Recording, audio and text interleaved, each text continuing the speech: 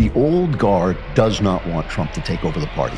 I was in favor of J.D. Vance being named as the vice president, and I rarely get what I want. And the reason is because I want politicians to act with courage and integrity and do the right thing.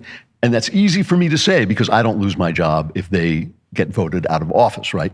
But Trump did exactly what he should do. The old guard does not want Trump to take over the party. They do this all the time. They say, well, you got to spread out and, appeal to more people. Nobody really cares who the vice president candidate is. But they saddled Reagan with George Bush, who, he promptly went on and promised a kinder, gentler nation, as if Reagan and conservatism in bringing back the economy and putting people to work, stopping inflation and creating wealth and ending the Cold War had somehow not been kind and not been gentle. And that is because they were taken by the press, and they thought everybody wanted him to be kind and gentle. Why not just say, I'm going to continue the Reagan policies? No, the party wanted the party. The party hated Reagan. They hated Reagan just like they hated Trump. Believe me, this is absolutely true. Later, in retrospect, they loved him. But while it was going on, they were at him all the time, and so they basically said to Reagan, okay, you took the party away, but we want it back when you're done. And that's why they gave him George Bush. That was the idea with Mike Pence. The same thing with Mike Pence. Trump nominating Vance is saying, it's my party. You can cry if you want to, but it's going to stay my party into the next generation. This is Trumpian populism, and that means first, solutions that get results, common sense solutions. It means taking care of the workers. And this is the thing, we all know that Vance grew up in this hillbilly setting with a mother who was addicted. And, he cares about people. And some of the stuff he says economically, it really worries me. He's praised Elizabeth Warren, he's praised the Bernie Bros, because he feels the government should help people. And again, I'm going to talk about that. And this frightens all conservatives, but we're all, I think, hoping that he'll be moved by Trump, who is a pro-business guy, and the pure capitalists don't like Trump because of the tariffs and all this stuff. But Vance is on board with that. And he talks about growing up in this poor, neglected, forgotten America that the elites had forgotten. And he talks about the poster boy for poobahs who have forgotten America, Joe Biden. Cut 6. When I was in the 4th grade, a career politician by the name of Joe Biden supported NAFTA, a bad trade deal that sent countless good jobs to Mexico. When I was a sophomore in high school, that same career politician named Joe Biden gave China a sweetheart trade deal that destroyed even more good American middle-class manufacturing jobs. When I was a senior in high school, that same Joe Biden supported the disastrous invasion of Iraq, and at each step of the way, in small towns like mine in Ohio or next door in Pennsylvania or Michigan, in states all across our country, jobs were sent overseas and our children were sent to war. One of the funniest claims the left makes about Biden is he's a great president because he's gotten a lot of legislation passed, but they never talk about the fact that his legislation stinks and has made life worse for ordinary people. They don't know that because they don't know any ordinary people and they don't give a damn. They hate you. They think you're deplorable. My favorite claim that Joe Biden has made, and he has made this in almost exactly these words, I'm quoting from memory, but he says, we attacked climate change with the Inflation Reduction Act. And my question is, if it's the Inflation Reduction Act, why is it going after climate change? Because you lied to people. That's why. You are lying to people. And by the way, nothing they're doing is going to have any effect on the climate. It is just boss tweed graft. It is just a way of taking your money and giving it to their friends who make sustainable energy stuff, whether you want it or not, whether you want to put gas in your car or have an electric car, which should be your choice. They want to make sure it's all going to be their choice, and they're going to spend your money giving it to their pals. It's graft. It is boss tweeting and graft. The other thing that Vance said that I thought was really good is we all believe that America is exceptional because it's an idea, and an idea can be spread, and it can be given to more and more people. It can be sent around the world. New people can come in. They don't have to look like us. They don't have to pray like us. They don't have to live like us. They just have to sign on to this idea.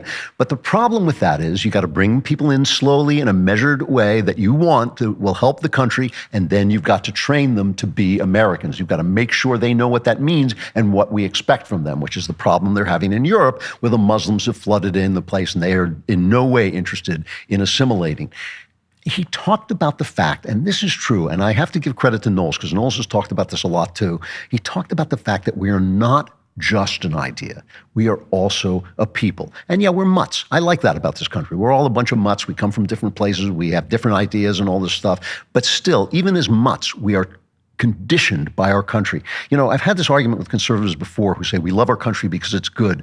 It's not true. You love your country like you love your mother. Your mother can become so evil that you have to reject her, and that can happen to a country too. But you don't reject your mom when she's doing something wrong. You don't reject her for her flaws. You love your mom. You know the famous poem by Walter Scott, "Breathes there a man with soul so dead, who never to himself hath said, this is my own, my native land." And he says somebody like that is just about himself, and he's going to die unwept, unhonored, and unsung. There's a nobility to patriotism. There's a nobility and a rightness and a justification to loving your country. And Vance had the courage to talk about that, because this is where they call us nationalists and bigots and all the names they use to silence us, all the names that really just mean shut up, because we love our country and we love our people. Even when we know we're at loggerheads and disagree, we still love being Americans. And he talked about that, cut 5.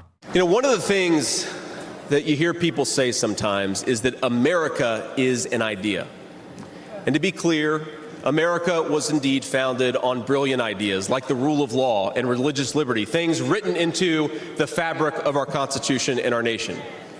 But America is not just an idea.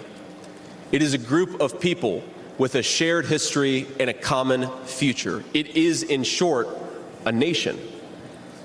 Now, it is part of that tradition, of course, that we welcome newcomers.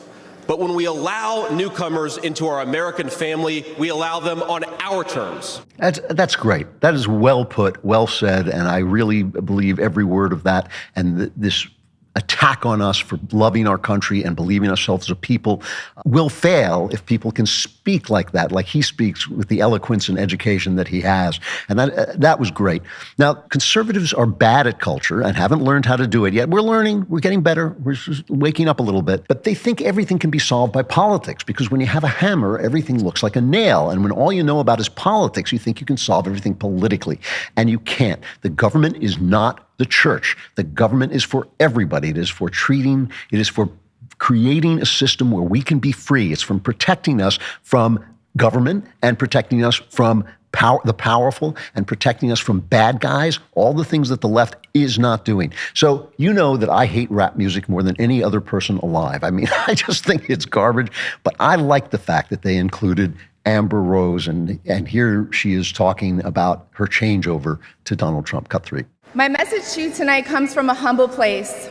The left told me to hate Trump, and even worse, to hate the other side, the people who support him. When you cut through the lies, you realize the truth. American families were better when Donald Trump was president. And she talked as a mom. She wasn't advertising her OnlyFans account and all that stuff, you know. And I get it. You know, I don't think what people should live like this, but this is not the place. This is the place to say we're going to help everybody. And finally, I just want to say Vivek Ramaswamy, I know he's very glib, but he gave a great speech. And this was the part that really moved me because of what I was just saying. But I'll get back to that. It's cut 2. If you're at home and you disagree with everything I just said, our message to you is this: we will still defend to the death your right to say it, because that is who we are as Americans. We are the country where we can disagree like hell and still get together at the dinner table at the end of it. Now, that was common knowledge when I was a kid. And I know when I was a kid, it was before the Civil War, but still, it was common knowledge. That was exactly what we were proud of in America. You know, I had a neighbor when I lived in California. I had a neighbor, we used to play tennis, and we used to scream at each other, and then we'd have a drink afterwards. You know, we screamed politically. He was a stone liberal, and we would just at the top of our lungs, and then we would sit back and say, what a great country, because we can do this, you know. That's the way it ought to be. The party I saw at the RNC is a party that can win in November. If you love this, and you know you did, like and subscribe, and also like and subscribe to The Andrew Klavan Show wherever you get your podcasts.